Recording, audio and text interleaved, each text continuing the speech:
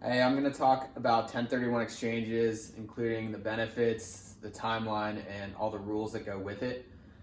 So first of all, just to describe a 1031 exchange, it's basically where you sell a property and then exchange into one or more properties and defer the capital gains, so you don't have to pay the taxes on the sale of the first property.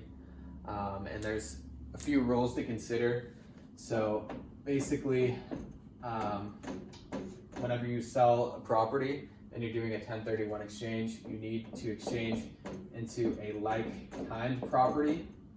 And this definition typically means residential, commercial, or land real estate.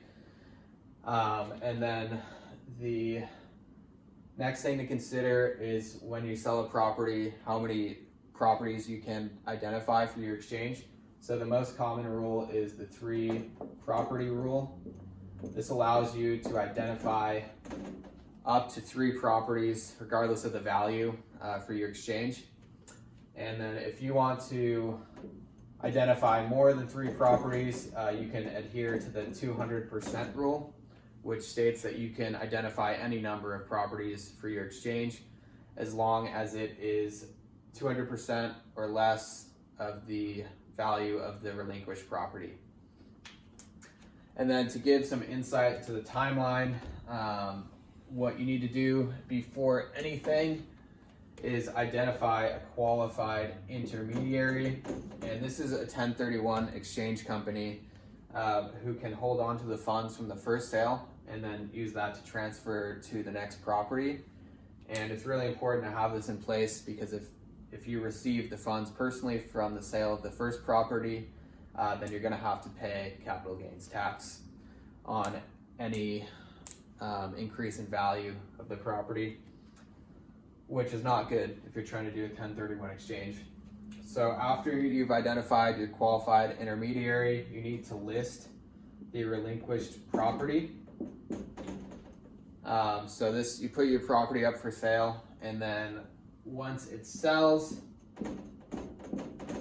the funds from the sale transfer to the qualified intermediary that you have previously identified and informed about your 1031 exchange.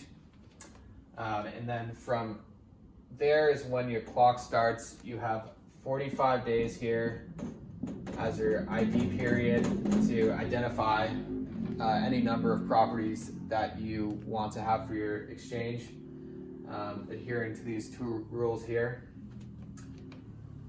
And then you're going to go ahead and start making offers and buy your exchange property, and that has to take place within 180 days of closing on the first property. And the qualified intermediary will take the funds from the previous sale and put it into your new property.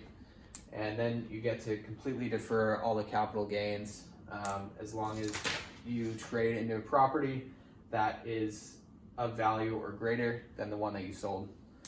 So overall, this is a great way to build your wealth in real estate and pretty unique to the industry.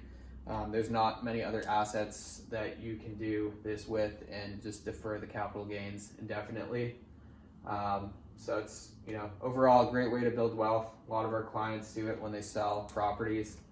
If you have any questions on this, feel free to reach out to me. Happy to elaborate on any of those points.